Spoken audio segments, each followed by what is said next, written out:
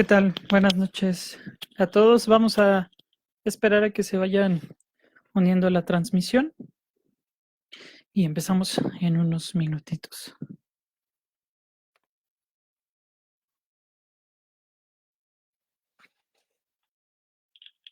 ¿Qué tal? Buenas noches a todos. Vamos a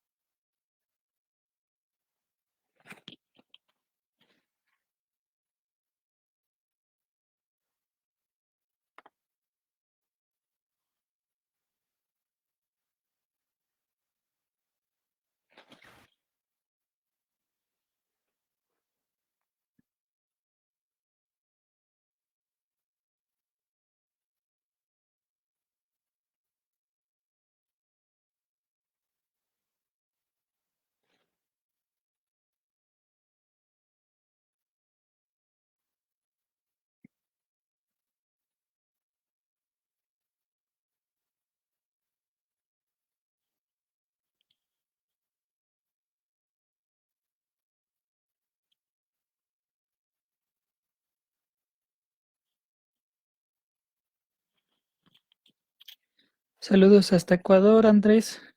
Muchas gracias. Saludos, Jair. Vamos a esperar unos 2 minutitos más para que se vaya conectando más gente.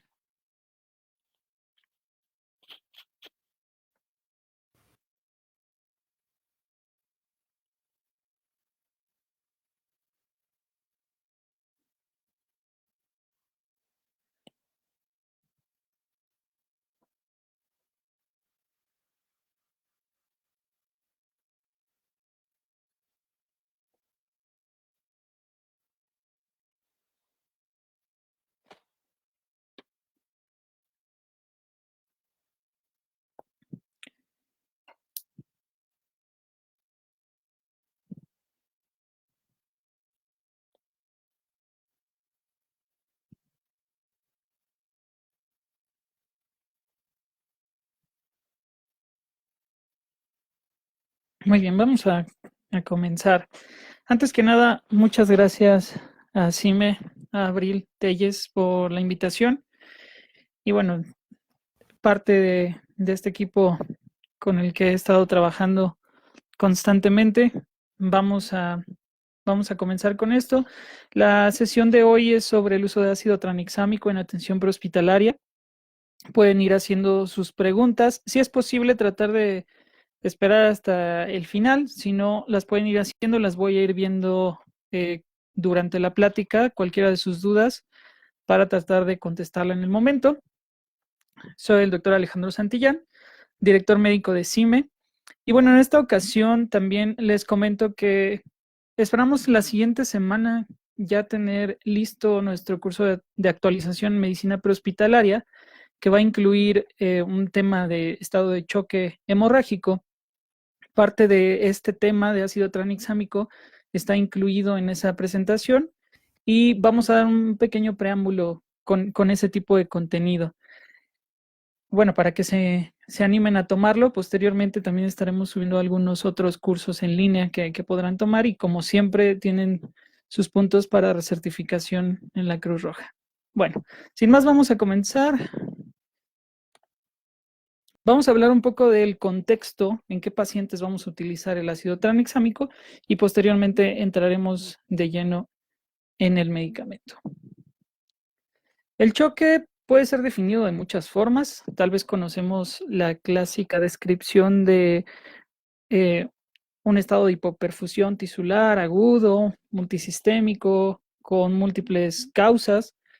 Esta es una definición, bueno, que abarca varios de los conceptos primordiales de este estado, ¿no? Más que un padecimiento.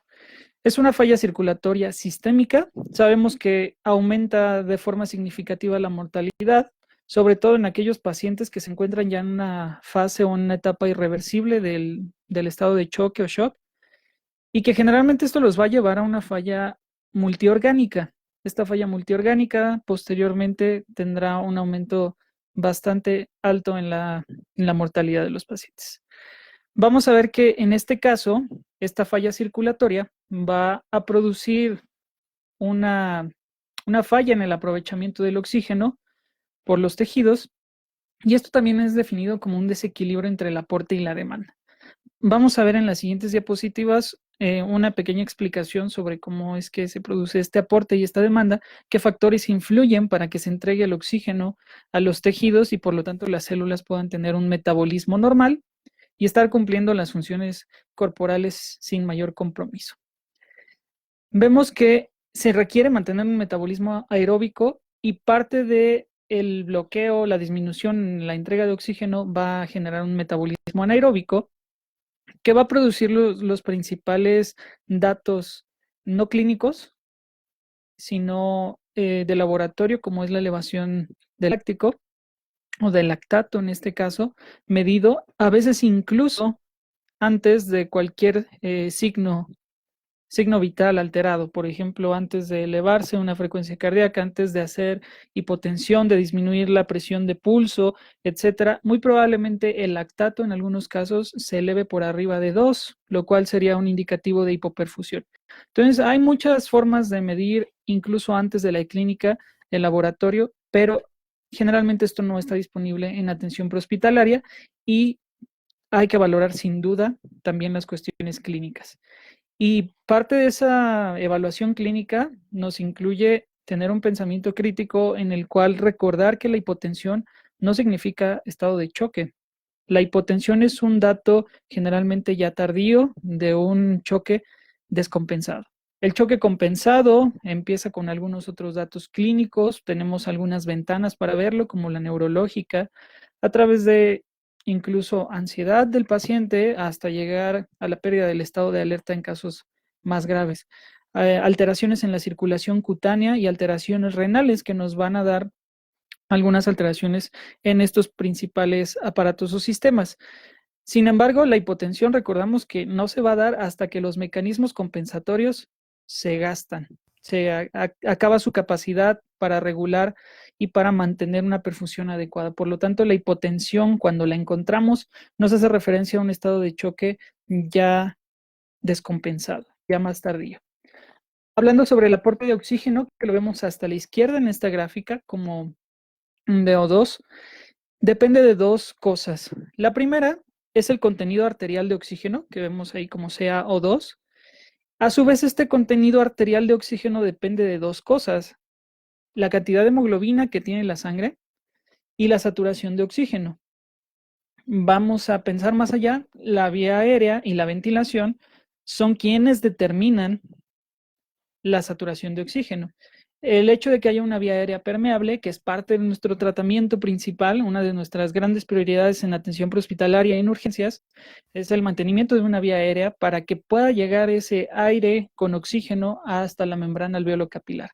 Y una buena ventilación, porque a pesar de tener una vía disponible para el paso de aire, se requiere que la mecánica ventilatoria sea adecuada para intercambiar suficiente volumen para las necesidades del paciente en tal o cual momento, ¿no? Entonces, además de esto, podría ser necesario aquí ya el intercambio tal cual, hablando de oxigenación, la respiración externa, la respiración alveolo capilar o hematosis, pues es una parte fundamental. También cualquier alteración ahí en el intercambio de oxígeno nos estaría afectando la saturación de oxígeno. Por el otro lado, vemos la hemoglobina, que es uno de los principales puntos afectados en este tipo de choque. En el choque hemorrágico hay una pérdida de tejido hemático.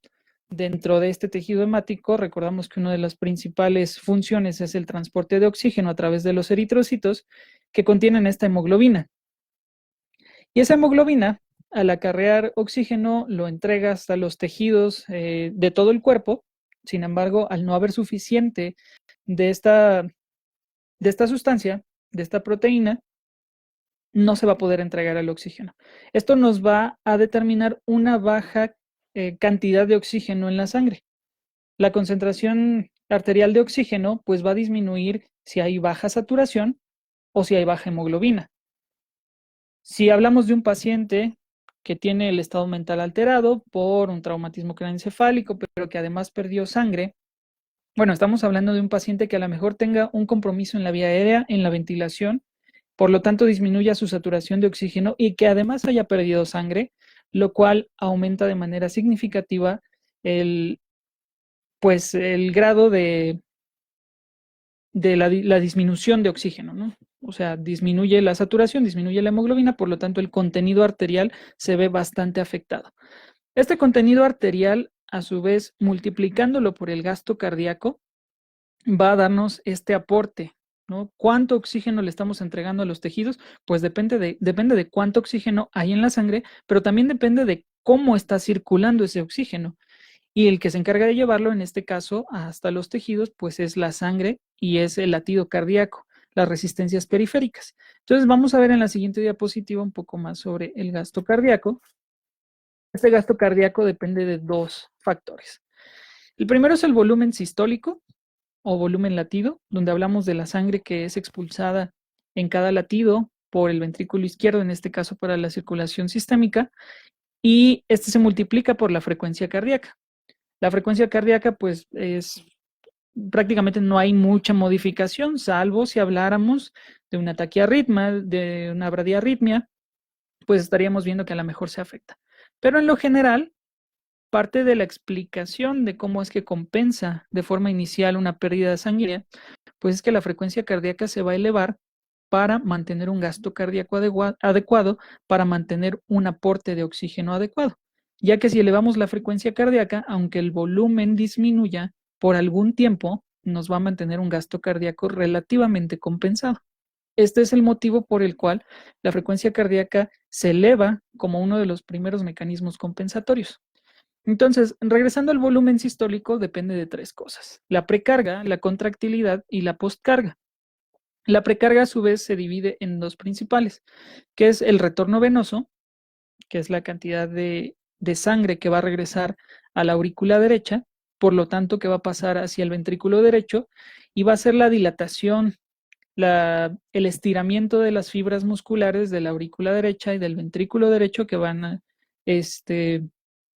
a bombear la sangre, pero también hablamos en este caso del ventrículo izquierdo, ya que es el que va a circular de manera sistémica. Y la distensión ventricular en una persona con un ventrículo rígido por diferentes patologías cardíacas no se va a distender de forma adecuada, por lo tanto el volumen va a disminuir. La contractilidad depende de esta precarga, ya que en parte, recordando la ley de Frank Starling, entre mayor sea la dilatación de las fibras musculares, mayor va a ser la fuerza que va a aplicar para contraerse y expulsarla. Entonces, con una adecuada precarga, con suficiente volumen, dilatando este ventrículo, va a haber una adecuada contractilidad. Recordemos que también en algunas patologías cardíacas, pues va a estar disminuida esta contractilidad. Sin embargo, hablando de un paciente joven que tiene un traumatismo, no debería haber alguna alteración significativa en cuanto a la contractilidad. En cuanto a la precarga por resistencia de la pared ventricular, no debería haber. Entonces, hablando de un paciente previamente sano con una lesión, vamos a suponer que esto se encuentra completamente normal, por lo cual aquí, hablando de choque hemorrágico, lo que se ve afectado es el retorno venoso. Al no haber suficiente sangre, suficiente volumen, porque se está perdiendo, sabemos que aproximadamente el 70% del volumen sanguíneo se mantiene en los vasos de capacidad, que son las venas. Esta pérdida de sangre va a disminuir el retorno venoso y por lo tanto va a disminuir la precarga, disminuyendo así la contractilidad porque no se van a distender o no se van a estirar tanto las fibras musculares, por lo tanto disminuyendo el volumen sistólico y a su vez el gasto cardíaco, al final afectando al aporte de oxígeno. Y entonces esto nos va a causar la alteración celular, un metabolismo anaerobio. Vamos a comentar por último la postcarga. En este caso es un mecanismo opuesto al volumen sistólico. Si aumentamos la precarga, si aumentamos la contractilidad, aumenta el volumen sistólico, pero la postcarga es opuesta. La postcarga es la resistencia contra la salida de sangre del ventrículo, por lo tanto, una postcarga depende en general de las resistencias vasculares.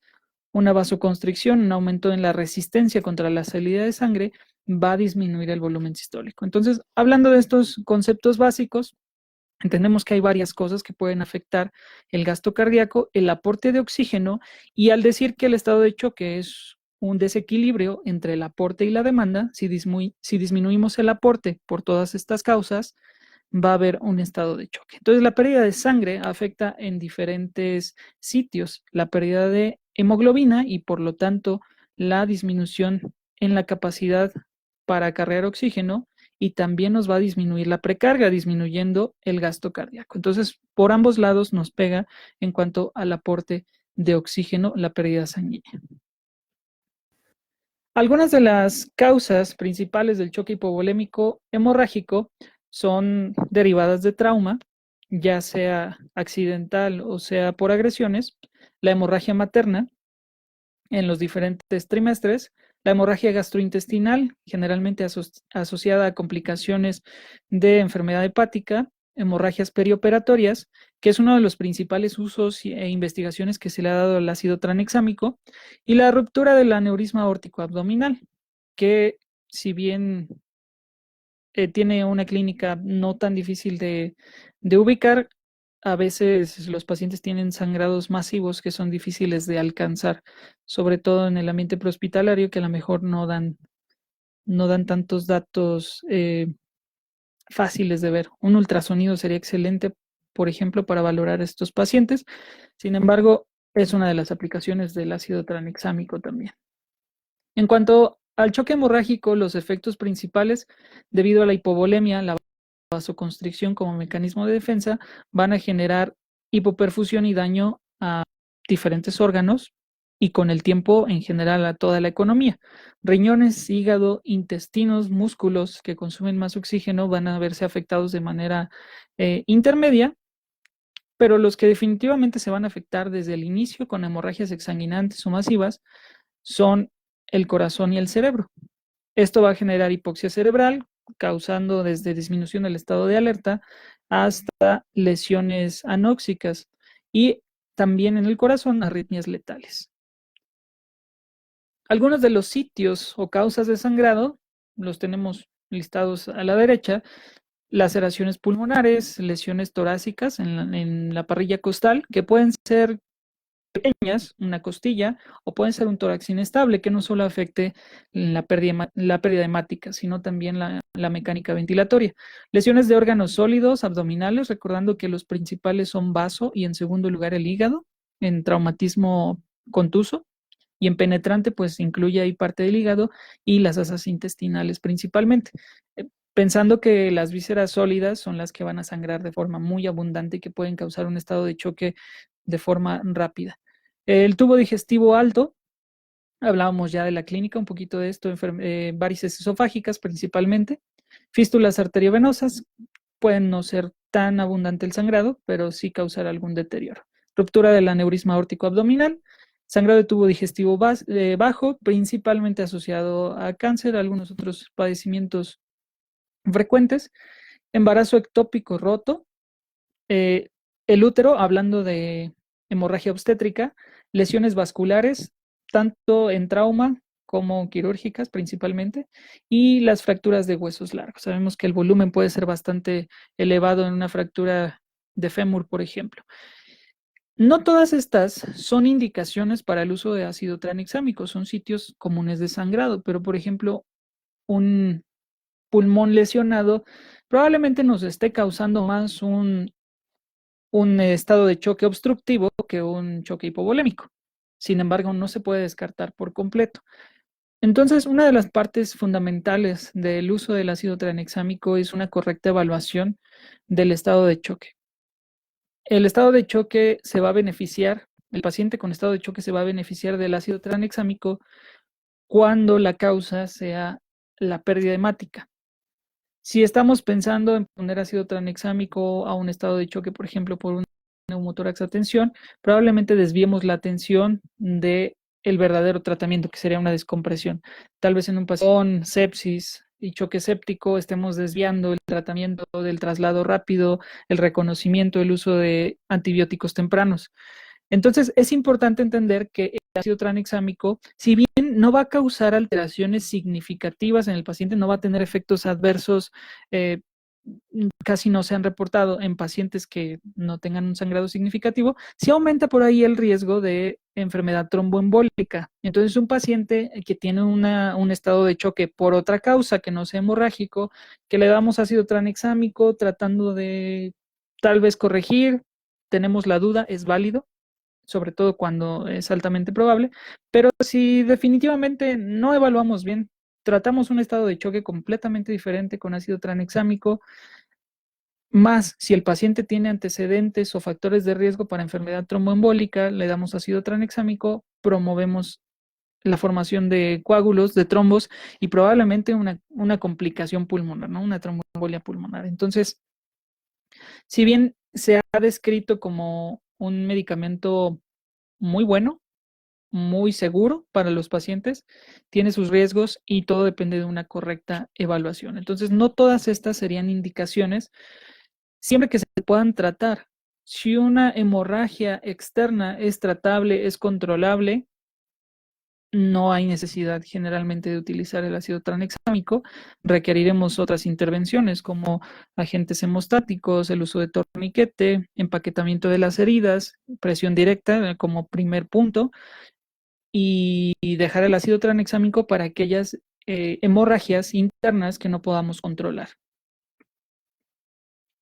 En cuanto al círculo vicioso que conocemos comúnmente como la tríada letal, pues estamos hablando de tres cosas: la hipotermia, la acidosis y la coagulopatía.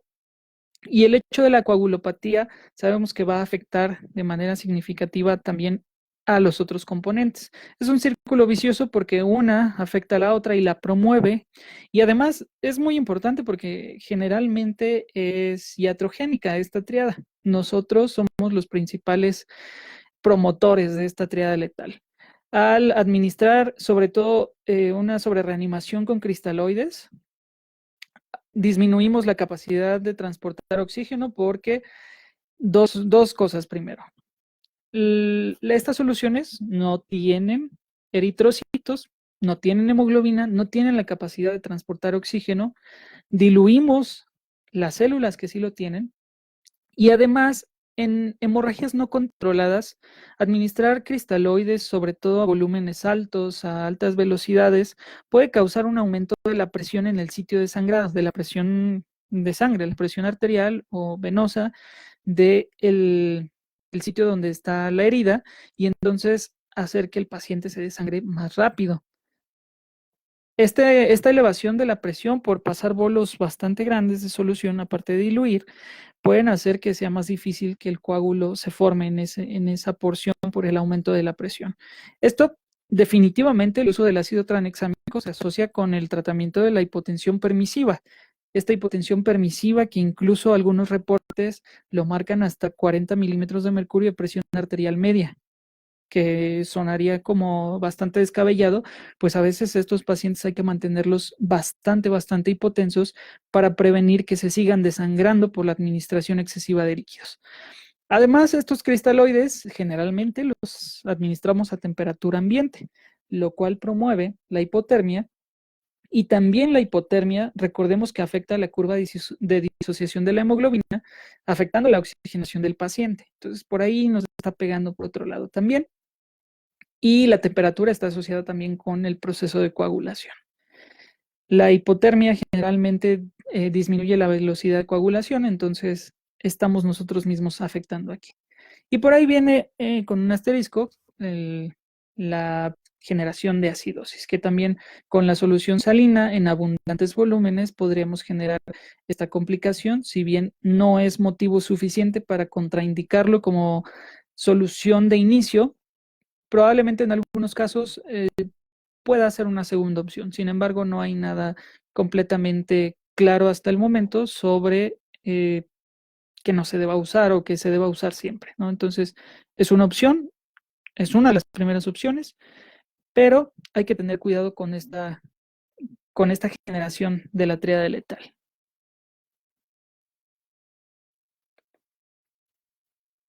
Por aquí nos me hacen una pregunta, que si es recomendable el uso de ácido tranexámico para atención de fractura bilateral de fémur y un traumatismo craneoencefálico severo con signos de shock. Existe contraindicación del manejo de hipotensión permisiva. Bueno, en este caso, que no es poco común, se tiene que dar prioridad a una perfusión del tejido cerebral y ahí varían las presiones permisivas, ¿no? La presión permisiva es para una hemorragia no controlada cuando no hay un traumatismo craneoencefálico severo que pueda tener hipertensión intracraneal. Definitivamente se puede y se debe utilizar ácido tranexámico en este caso, porque uno de los estudios que vamos a ver, eh, que fue el CRASH-3, nos habla sobre hemorragia en trauma craneoencefálico y tiene bastante beneficio, ¿no? Y también si la fractura de fémur no podemos controlar el sangrado, le va a ayudar al paciente.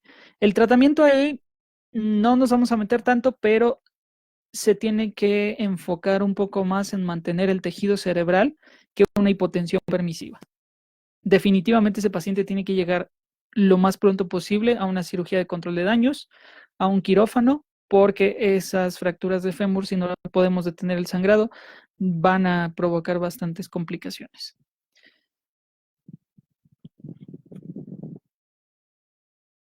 Vamos a comenzar aquí. Ahorita contestamos esta parte del EBC. Vamos a comenzar ya con la parte del ácido tranexámico.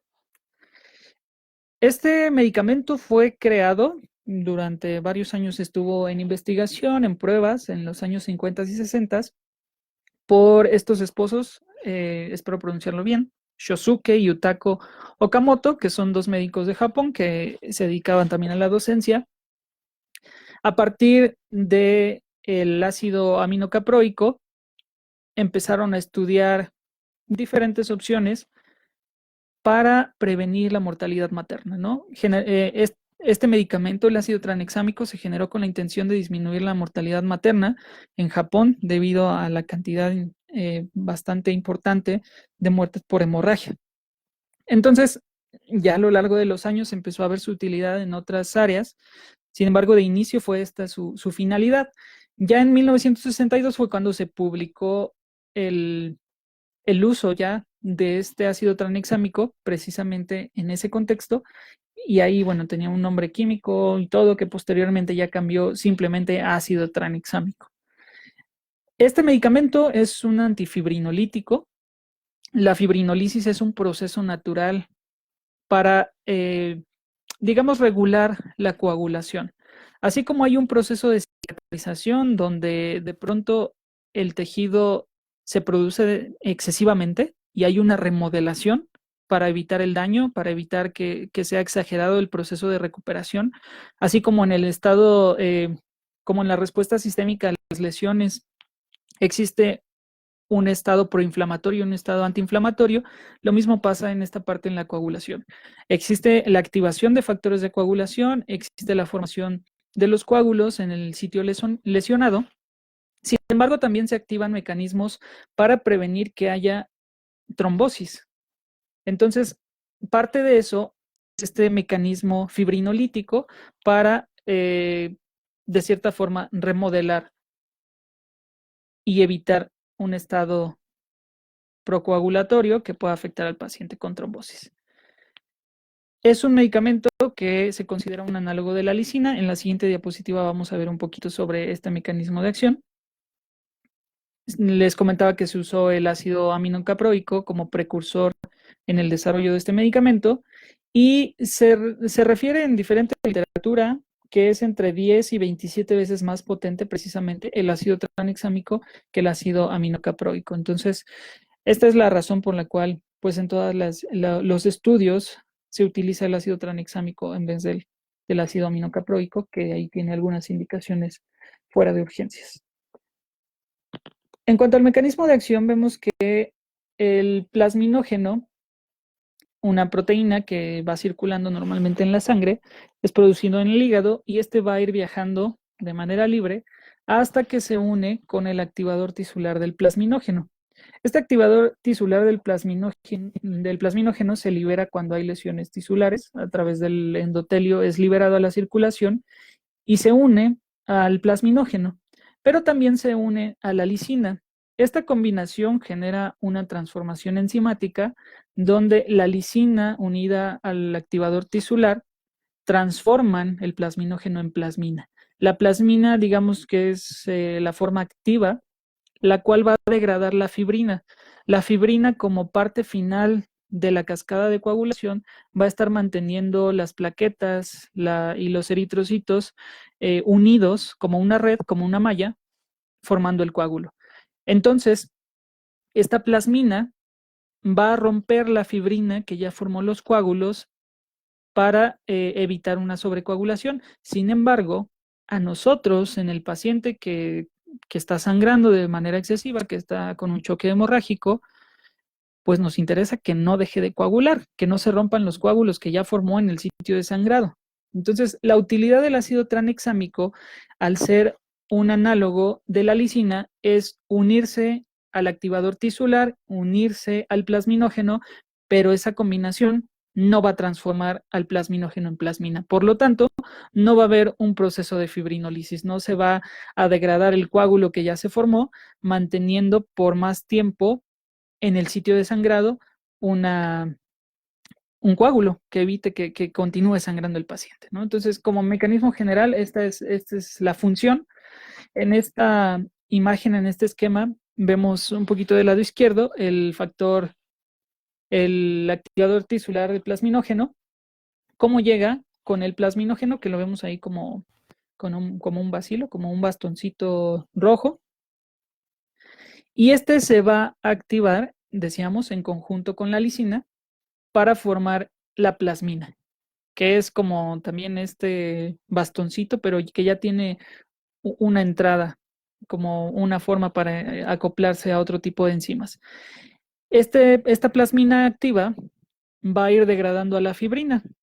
Ahí vemos ya del lado derecho estas tiritas azules que son eh, los productos de degradación, como el dímero D, que podemos ver en la tromboembolia pulmonar. Esto quiere decir que el coágulo se estuvo degradando gracias a la plasmina. Entonces, lo que nos interesa es que no pase de plasminógeno a plasmina. Esa va a ser la función del ácido tranexámico. Bloqueando ese mecanismo, vamos a evitar que los coágulos se degraden, controlando por más tiempo las hemorragias internas. En cuanto a los efectos adversos de la farmacología, se han reportado alteraciones visuales, en particular disminución de la vista de colores, o sea, la percepción de colores disminuye con el uso de ácido tranexámico. Cuando se administra en bolo, ojo aquí, mucho cuidado, no se administra en bolo con la jeringa, tiene que ser una infusión al menos de 10 minutos. Hay diferentes esquemas, sin embargo, lo recomendado actualmente es que se administre en 10 minutos, porque en bolo puede administrar hipotensión, por lo cual estaríamos afectando más a nuestro paciente. En cuanto a las contraindicaciones o precauciones, la hipersensibilidad clásica de todos los fármacos probablemente sea difícil saber y la primera respuesta o interacción con un paciente pues no va a ser tan grave. Pero si el paciente tiene antecedentes de anafilaxia o alergia al medicamento, no se debe administrar. Problemas con la percepción de colores. Esto es si el paciente adquirió alguna enfermedad, algunos otros medicamentos o sustancias pueden afectar la percepción de colores. Si la persona ya adquirió este problema, administrar el ácido tranexámico puede afectar de manera significativa en esta percepción. Si el paciente tiene coagulación intravascular, pacientes con C y D está contraindicado, o enfermedades tromboembólicas, donde el paciente a lo mejor ya incluso tiene un filtro de vena cava para evitar coagulación. Hay que tener bastante precaución en estos pacientes, ya que nos puede salir peor el tratamiento. La combinación con sangre no está indicada. Por ahí tampoco con penicilina y manitol, son los reportados, los únicos que encontré reportados. Sin embargo, hacen la referencia y la recomendación de que se utilice una vía única para este medicamento. O sea, ya sea intraósea o intravenosa, pero que no se administre nada por esa vía, más que este medicamento. En cuanto a la farmacocinética, tiene una vida media de 2 a 11 horas, tiene un pico en plasma a las 3 horas, la unión a proteínas es baja, el 3%, un volumen de distribución de 9 a 27 litros y, muy importante, tiene una vía de excreción casi completamente renal.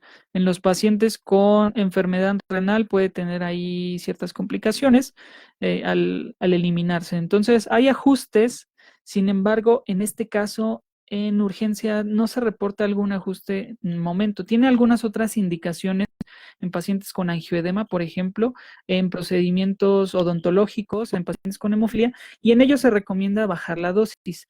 Sin embargo, en el caso de urgencias, al menos en la literatura que revisé, no pude encontrar ningún ajuste de dosis para pacientes renales. Entonces, no sería tal vez tan adecuado administrarlo en el paciente que ya está en una fase avanzada de falla renal. En cuanto a las indicaciones, decíamos, el paciente con extracción dental que tiene hemofilia, angioedema hereditario, porque uno de los efectos que tiene ahí en su mecanismo de acción es disminuir la respuesta del complemento. El complemento es una parte del sistema inmunológico y bueno, por ahí bloquea un poco el efecto del angioedema hereditario. Sin embargo, pues para nosotros no tiene aplicación en este contexto. El lipema como hemorragia ocular, si la recuerdan ahí, la hemorragia de la cámara anterior es uno de los tratamientos. En trauma, que es prácticamente para lo que nosotros lo vamos a utilizar, y en hemorragia obstétrica, que en particular se refiere como hemorragia postparto. Entonces, seguramente se puede utilizar para cualquier otro tipo de hemorragia obstétrica. Sin embargo, los estudios que se han hecho son solamente en pacientes con hemorragia postparto, ya sea cesárea o parto. En cirugía es donde se ha estudiado mucho para prevenir hemorragia en diferentes tipos de cirugías ortopédicas, sobre todo de rodilla, cirugías cardiovasculares, neurocirugía, cirugía hepática, ginecológica y otorrino. En este contexto quirúrgico, disminuye la necesidad de administrar sangre hasta en un tercio. Realmente es bastante la necesidad de transfusión que se disminuye en este tipo de pacientes al administrar previamente el ácido tranexámico como manera de prevención. Entonces, por ahí varios estudios, de hecho es de lo que más se encuentra el uso en pacientes quirúrgicos. Sin embargo, no es lo que nos interesa el día de hoy. Vamos a entrar a estos dos estudios. No nos vamos a meter tanto en la metodología, simplemente vamos a comentar algunos de los conceptos importantes. El estudio de ácido tranexámico CRASH-2 fue un estudio clínico aleatorio donde se utiliza el ácido tranexámico en pacientes con trauma, digamos, significativo. Y esto, pues, lo que se observó en este estudio es que disminuye tanto la mortalidad en las primeras horas, en las primeras fases, pero también a 30 días y produce una menor necesidad de transfusiones. Igual que se vio en los pacientes o que se ve en los pacientes quirúrgicos, disminuye la necesidad de transfusiones. Y entonces esto tiene bastante beneficio. De hecho, está reportado que la disminución en la mortalidad fue hasta del 15% en los pacientes en general. El estudio administró 1 gramo de ácido tranexámico en las primeras 8 horas después del accidente o de la lesión traumática. Sin embargo, se observó que si se administraba dentro de las primeras 3 horas podía tener una disminución hasta del 30% de la mortalidad y que cuando se administraba después de 3 horas o en pacientes con coagulación intravascular diseminada, la mortalidad aumentaba. Entonces, por ahí una de las primeras recomendaciones que salen de este estudio es tanto la dosis de 1 gramo en 10 minutos como el periodo de ventana, si queremos llamarlo así, que son las primeras 3 horas a partir de que ocurre el evento traumático o la pérdida, el inicio de la pérdida sanguínea. Decimos esto de traumático porque está enfocado a este contexto, ¿no? Posteriormente, el año pasado, en octubre, se publicó el estudio CRASH-3, que habla sobre traumatismo encefálico. En este estudio, en pacientes con traumatismo leve a moderado, podría haber una disminución de hasta una quinta parte de las complicaciones en pacientes con trauma craneoencefálico. Esto quiere decir que se prevenía la muerte en 1 de cada 5 pacientes tratados con hemorragias intracraneales debidas a trauma craneoencefálico moderado a severo. Igualmente, este se recomienda en las 3 primeras horas y se observa que cada 20 minutos de retraso en la administración del medicamento disminuye 10% la efectividad. Este estudio también pues nos demuestra que el uso de ácido tranexámico puede aplicarse desde el contexto prehospitalario. No porque claramente especifique o se haya hecho en el ambiente prehospitalario el estudio, sino la efectividad va disminuyendo con el tiempo. Si bien podemos hablar de que hay sistemas de urgencias en los cuales el traslado dura 5 o 10 minutos y a lo mejor el tiempo de respuesta es de otros 10 minutos, el paciente en media hora ya está en el hospital. Sin embargo, en diferentes sistemas de urgencias dentro de nuestro país e incluso en otros países, probablemente los tiempos de respuesta lleguen a ser de 30 minutos, 40, 50 minutos, el tiempo de atención otros 10 o 15 minutos, más el tiempo de traslado otros 20 minutos, lo que nos dé aproximadamente 1 hora y media, 2 horas, en algunos casos 1 hora si bien le va al paciente. Y esto definitivamente disminuye la efectividad del medicamento. Disminuye la efectividad, por lo tanto, podría aumentar la necesidad de transfusiones, el riesgo de morir del paciente por la hemorragia, esperando hasta llegar al hospital, a donde le administren el ácido tranexámico. Si bien comentamos, no está hecho en el ambiente prehospitalario, nos hace referencia a que el tiempo es muy importante. Casi en todo lo que ha sido importante el tiempo, como EBC, como infartos, como hemorragias, se tiene que atender en el ambiente prehospitalario, ¿no? Se tiene que dar el conocimiento para que se empiece el tratamiento que salva vidas, así como en algunos países se ha empezado a administrar antibióticos desde el ambiente prehospitalario para la sepsis. Bueno, probablemente ya se están haciendo algunos estudios en atención prehospitalaria, sin embargo, probablemente se empiecen a hacer más y en poco tiempo ya tengamos guías de práctica clínica prehospitalarias para el uso de ácido tranexámico. Si bien ya hay servicios prehospitalarios que lo tienen dentro de sus guías de práctica clínica, esto es porque sus directores médicos pues tienen esta misma idea de, ok, se hizo un ensayo con bastante buen nivel de evidencia, hay metaanálisis sobre los ensayos clínicos que se han hecho y se han realizado en hospital. El hecho de traspolarlos no es impensable. El hecho de traspolar un estudio que tiene cierta metodología a un ambiente diferente, pero que conserva características similares, sí disminuye el grado de evidencia, pero tampoco es algo que lo baje a no sirve. No sirve porque no se hizo en ambulancia. No, o sea, realmente el hecho de que tú atiendas a ese mismo paciente en la sala de urgencias o que lo atiendas en la ambulancia, no es algo que vaya a cambiar la fisiología del paciente, no es algo que vaya a cambiar el tiempo. Entonces, realmente no es impensable que se puedan traspolar algunos estudios, si bien siempre va a ser necesario que se realicen estudios específicamente en el contexto, en el ambiente que lo tenemos que hacer, pues por ahora tenemos este tipo de evidencia. Es importante recalcar aquí que no para todo existe evidencia. Definitivamente muchas de las cosas que hacemos las hacemos por un fundamento fisiológico, por traspolarlo de algún tratamiento de otra patología, etcétera. Entonces, bueno, el ácido tranexámico ya tiene bastante buena evidencia en el ambiente hospitalario y eso nos permite a nosotros dar el paso de empezar a utilizarlo en atención prehospitalaria. Entonces, en atención prehospitalaria hay algunos estudios que ya se han empezado a hacer. En este caso, la administración de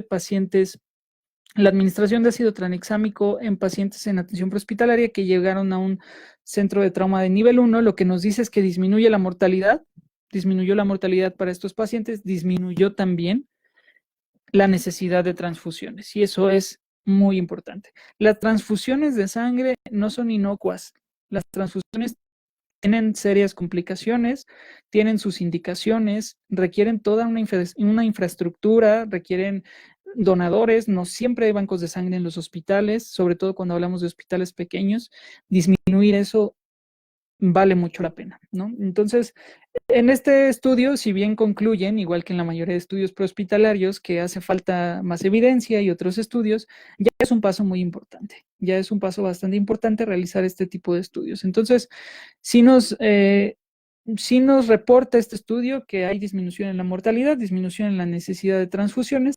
Sin embargo, por ahí pues hace falta que se haga en otros centros hospitalarios, que se haga con más cantidad de pacientes, etcétera, ¿no? Todo lo que le da mayor potencia estadística a un tipo de estudio como este. Este otro que se realizó con pacientes trasladados en helicóptero, la verdad es que es un estudio pequeño, los resultados son opuestos, son contradictorios, digamos. Ellos no encontraron una mejoría en la mortalidad de los pacientes con respecto a administrar el ácido tranexámico en el hospital. Puede tener algunos sesgos este estudio, ya que los traslados en helicóptero generalmente son muy cortos. Puede tener también ahí la muestra de este estudio, si no mal recuerdo, son 62 pacientes, lo cual también es poco relativamente. Hay varias cosas que ver, sin embargo, no se pueden desechar por completo los estudios. Es un gran paso empezar a aplicarlos ya en prehospital, pero todavía no podemos estar como con una postura definitiva por la falta de evidencia en atención prehospitalaria. Sin embargo, les decía, los directores médicos empiezan a aplicar la evidencia que sale en algunos de los ensayos clínicos más importantes, en los metaanálisis, y los mete porque están justificados a sus guías de práctica clínica en el servicio prehospitalario en el que trabajen. Por aquí tenemos otro estudio donde ya se hizo un metaanálisis de ensayos controlados del uso de ácido tranexámico en prehospital. Sin embargo, de muchos estudios que encontraron, solamente encontraron 2 y de esos 2 no estaban muy bien hechos. Entonces, bueno, por ahí este mismo comentario, ya hay alguien que se atreve, es muy bueno, valdría la pena seguir estudiándolo porque en la medida de este estudio vamos a encontrar mucho mejores opciones de tratamiento y lo vamos a poder justificar con mayor razón para solicitarlo. Eso es algo muy importante en los servicios prehospitalarios. De repente nos encontramos con el tope de ¿para qué aprendo esto si no hay? ¿Para qué aprendo esto si en el hospital me van a decir que está mal? Pues en la medida que nosotros conozcamos cómo utilizar algo, los beneficios que aporta para el paciente, esto va a permitir que podamos exigir a nuestros sistemas de salud tener dichos medicamentos, dichas opciones de tratamiento, de valoración, etcétera. Y al final los costos, el costo contra el beneficio, pues va a ser bastante significativo, ya que nos va a reducir pues bastantes gastos en hospitales, ¿no? De hecho, eso está reportado también en los estudios principales. El costo-efectividad que tiene el ácido tranexámico es bastante importante. Disminuye los costos en el sistema de salud, en los pacientes de trauma, en los pacientes con hemorragia obstétrica, porque el ácido tranexámico en otros países no es caro, no es difícil de conseguir. Tiene la característica de durar mucho tiempo a temperatura ambiente en almacén y eso permite que sea un medicamento que fácilmente se puede tener incluso en unidades de primer nivel. En cuanto a las pacientes embarazadas, la hemorragia obstétrica, no nos vamos a meter tan a detalle, pero hay un estudio que se comenzó en 2010, acabó hace un par de años, y esto también pues habla sobre las pacientes con hemorragia obstétrica. Esta hemorragia postparto en particular nos refiere que igual la definición operacional de la hemorragia obstétrica, mayor de 500 mililitros en un parto por vía vaginal y en más de 1000 mililitros en una cesárea.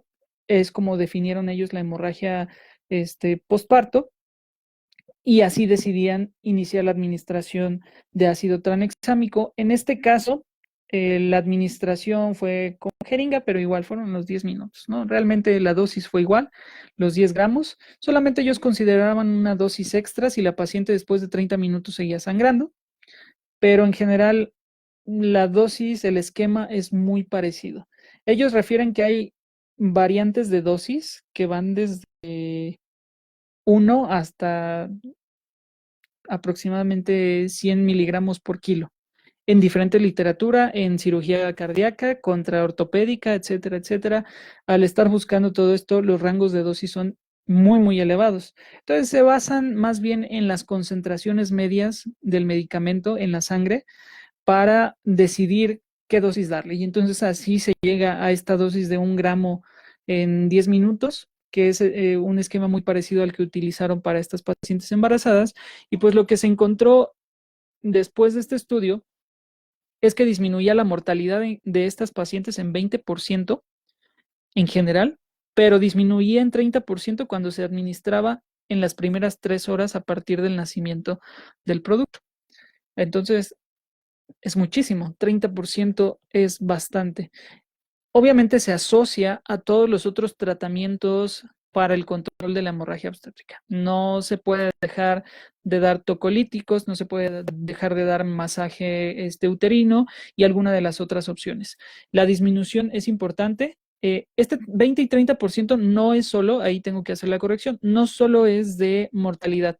Asociaron tanto muerte como conclusión con histerectomía, o sea que la paciente le retiraran el útero para detener el sangrado. Entonces, estos fueron como los desenlaces que se buscaban prevenir y bueno, en menos de 3 horas, el 30% disminuía.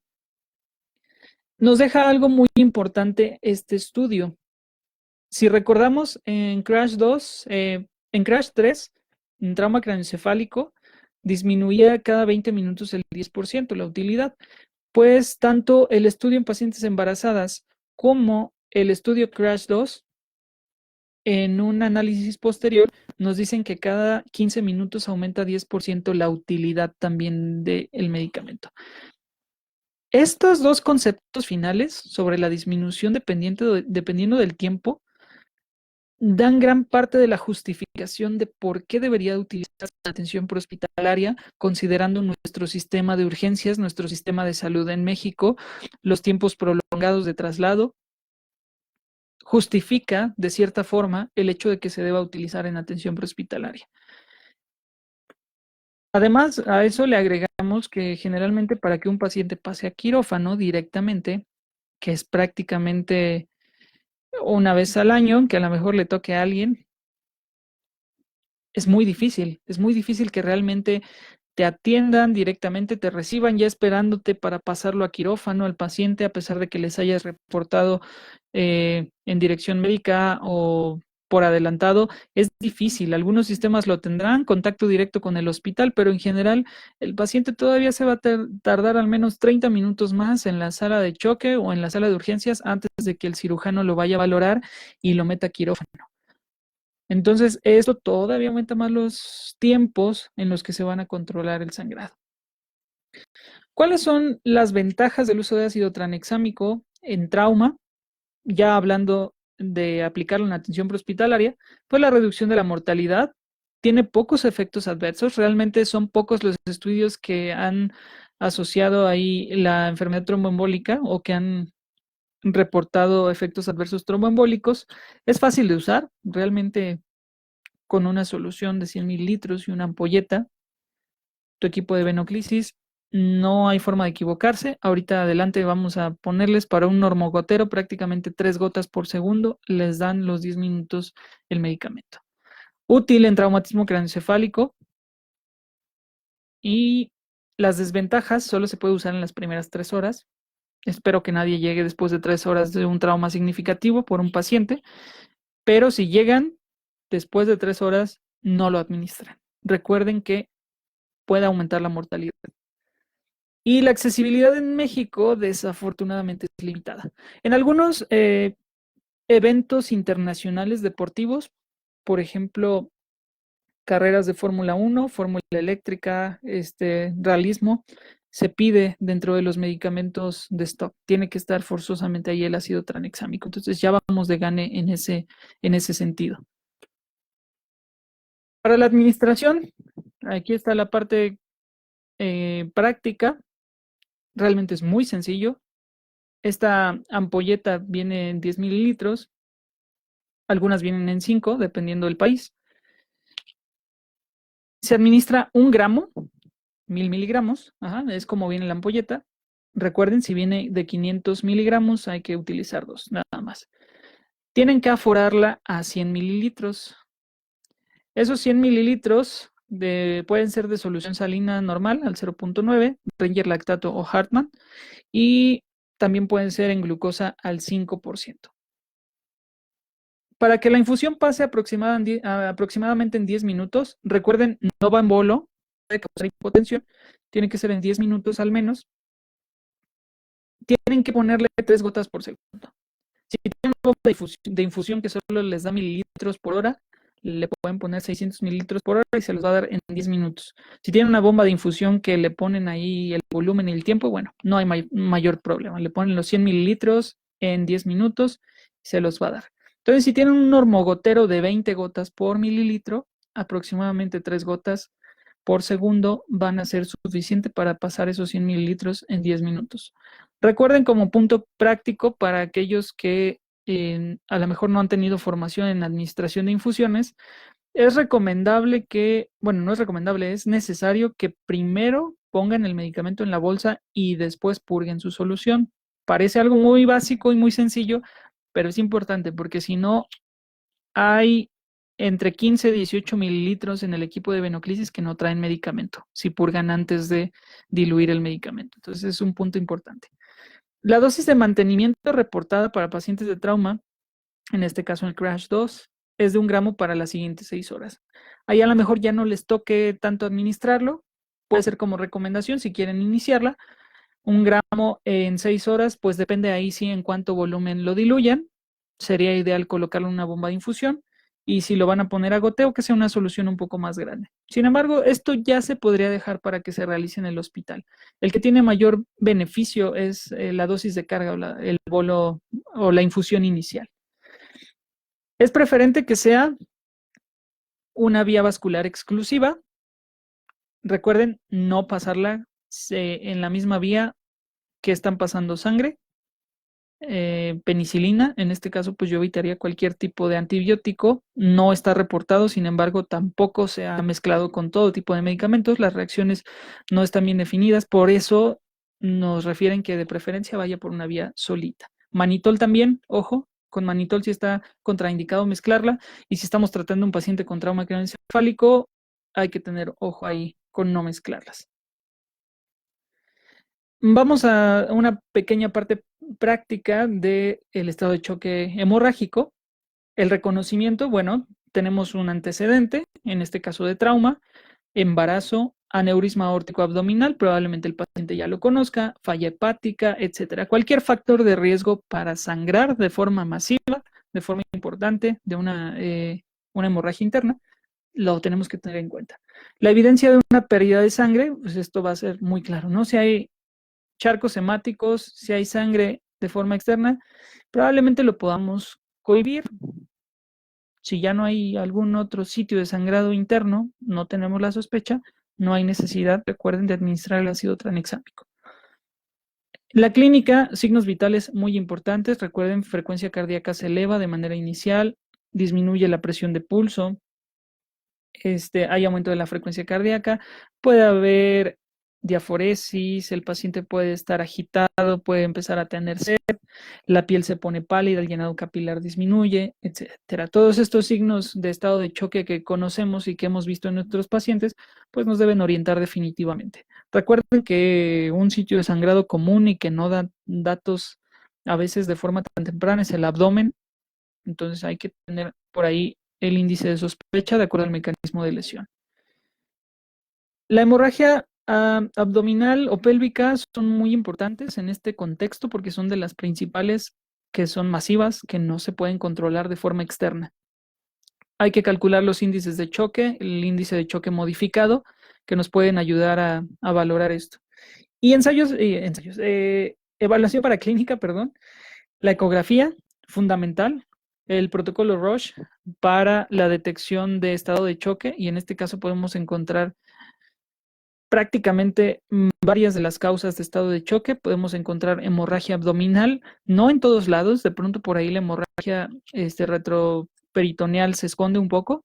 Sin embargo, en su mayoría podemos encontrar sitios de sangrado y por lo tanto tener mucha mayor certeza para administrar el ácido tranexámico e incluso para hacer un traslado directo a un hospital con un quirófano más disponible para un paciente que ya está diagnosticado, ¿no? Líquido libre en abdomen, un paciente con trauma, que no tenga algún otro motivo para tener líquido en el abdomen, pues prácticamente nos dice que ese paciente tiene que entrar a una laparotomía, ¿no? Tiene que entrar directo a quirófano para controlar el sangrado. Entonces, el ultrasonido es una opción fundamental para evaluar a estos pacientes. Los otros son estudios que realmente no tenemos en atención prehospitalaria, no están indicados en atención prehospitalaria, son estudios de laboratorio que en hospitales se utilizan actualmente de manera bastante importante para diagnosticar de manera temprana el estado de choque hemorrágico. En cuanto al resumen del manejo general del choque hemorrágico, les comento, esto es parte de la presentación que veremos en el curso de actualización en medicina prehospitalaria que estaremos subiendo muy probablemente ya la siguiente semana. No nos enfocamos en esa sesión tanto al ácido tranexámico, nos enfocamos a todos los tratamientos. Pues vamos a ver que aquí muy rápidamente que el control de hemorragias en extremidades se realiza con torniquete, con presión directa o empaquetamiento de las heridas, torniquetes de la unión en algunos casos o agentes hemostáticos más presión directa, el uso de ultrasonido como FAST extendido para ver pulmones aparte de abdomen. Sin embargo, recuerden por ahí que hay mucha utilidad en el ultrasonido, viendo fracturas de huesos largos, viendo datos de hipertensión intracraneal, etcétera. Y el que nos tocó hoy, administración de antifibrinolítico, ácido tranexámico. Manejo y prevención de la hipotermia. Una evacuación rápida. Recuerden que no es prioridad hacer muchas intervenciones en el lugar en un paciente que lo que requiere es un quirófano. Vamos a atrasar más el tratamiento definitivo y no le podemos ofrecer mucho a un paciente que requiere cirugía inmediatamente. Y la hipotensión permisiva, ¿no? Esto es como un control de daños prehospitalario para los pacientes con hemorragias exsanguinantes, con choque hemorrágico. Y bueno, de ahí se sigue nuestro manejo hacia el hospital. Algunas cosas que todavía no tenemos acá, transfusiones de plasma, descompresión de tórax, no lo aumento porque no es para choque hemorrágico, pero son tratamientos inmediatos para el paciente con choque en el ambiente extrahospitalario. Voy a contestar una pregunta que tratamos los puntos clave. El ácido tranexámico existe combinado con tamsilato de uso veterinario. Solo es un comentario, considerar en un futuro los tengamos en humanos. Ok, en México la verdad es que he sabido que los que he tenido en la mano, que son precisamente para este tipo de competencias automovilísticas, han sido conseguidos en el extranjero. Estuve buscando todavía en diferentes farmacéuticas y todo, realmente no encontré más que comprimidos, realmente por vía intravenosa, no encontré ninguna solución y menos de la dosis recomendada, ya sea 500 miligramos o 1 gramo. Entonces, la realidad es que de pronto por ahí nos falta tenerla más disponible para que podamos administrarla. Pero así como pasó con los dispositivos mecánicos para compresiones, como pasó con los intraóseos, como va pasando con diferentes equipos en que la COFEPRIS anteriormente hacía la evaluación y daba los permisos sanitarios, muy probablemente esto pase así. La verdad es que desconozco el estatus sanitario actual, pero valdría la pena ver qué tan disponible está en México. Por aquí veo que pusieron un comentario con una empresa aparentemente mexicana que lo comercializa, la Sante Pharma, y bueno, tenemos ahí 100 miligramos, perdón, 1000 miligramos, o sea, 1 gramo en 10 mililitros, que es más o menos como la que les comenté. Bueno, si gustan ahí ver el comentario que nos hace Carlos Maganda, y buscarlo. Realmente les digo, en México no encontré alguna forma de comercializarlo fácilmente. Seguramente todos los que he tenido en mano han sido traídos del extranjero. Eso lo he preguntado con los proveedores y pues sí. Les prometo por ahí, en cuanto tenga más detalles sobre la comercialización en México, ponerles aquí un comentario o publicarlo directamente en la página de CIME. Vamos a concluir con esta parte de los puntos clave y si tienen alguna otra duda, acá abajo la ponen. Recuerden que debe administrarse en las 3 primeras horas. Después de las 3 horas aumenta la mortalidad o las complicaciones.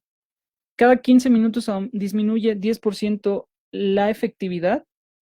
Por lo tanto, estaría justificado o eso estaría respaldando la utilización prehospitalaria de manera temprana. Está indicado en hemorragias internas o en sospecha. No se vale no evaluar al paciente, sin embargo, no es necesario confirmar que el paciente tiene un choque hemorrágico. Simplemente con la sospecha por mecanismo de lesión, datos clínicos, se puede administrar el ácido tranexámico. Su perfil de seguridad es bastante bueno, por lo tanto, es difícil que tenga complicaciones. Sin embargo, si no le vamos a ofrecer ningún beneficio y sí complicaciones, no sería tan adecuado. También está indicado en hemorragia obstétrica, traumatismo craneoencefálicos, pero en atención prehospitalaria no hay tanto como empezó a salir en los pacientes con hemorragias. Y en atención prehospitalaria, bueno, está un poquito más enfocado al ambiente militar, sin embargo, en el ambiente civil ya se están haciendo este tipo de estudios. Seguramente ahorita se están corriendo algunos estudios nuevos, pero definitivamente faltan más estudios en el contexto prehospitalario. Esa es una parte que siempre nos va a estar fallando, que en México seguimos sin hacer investigación y que en otros países, bueno, nosotros estamos a expensas de lo que hacen otros países. Entonces, pues hay que esperar a que hagan algún otro estudio o promover la realización de algún otro estudio. Sin embargo, hasta ahora, repito, con la evidencia que existe a nivel hospitalario, no es tan complicado traspolarlo al ambiente prehospitalario, sobre todo porque es un problema tiempo dependiente y hay un tratamiento que también disminuye su efectividad con el tiempo. Entonces, seguramente pronto vamos a encontrar mucho más respaldo científico para administrar el ácido tranexámico desde atención prehospitalaria. Y seguramente, espero, se empiece a comercializar y lo empecemos a tener como un medicamento de primera respuesta, tanto en unidades de primer nivel médicas como en los servicios prehospitalarios en todo el país.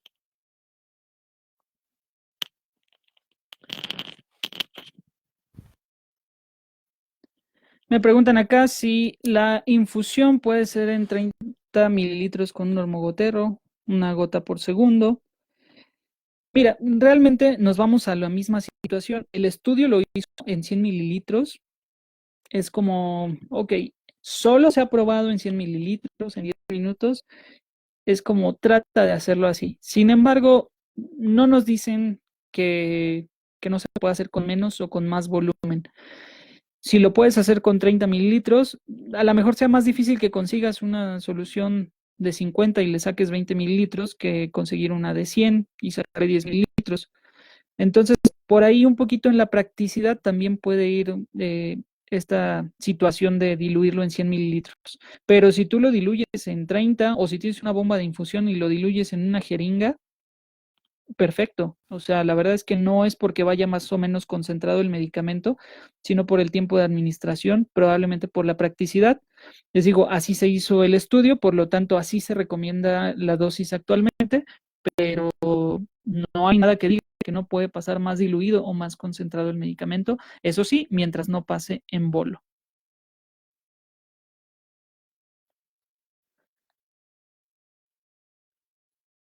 Nos preguntan aquí si se usó oxitocina, también es recomendable usar el ácido tranexámico.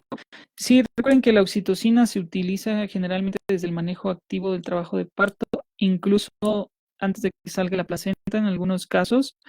Ya igualmente en el curso podrán ver un poco más, viene una plática sobre esto, pero no es una contraindicación. Realmente, si la paciente sigue sangrando, a pesar de otras medidas, se recomienda que se coloque de manera temprana el ácido tranexámico, pero no olvidar ni retrasar las otras medidas iniciales que ya comentábamos, el masaje, la administración de tocolíticos,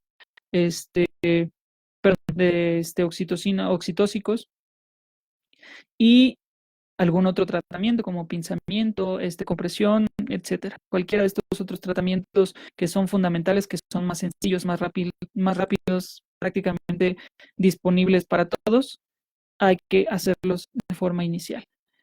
Las dosis pediátricas, esa es una buena pregunta. La verdad es que aquí no reportan eso.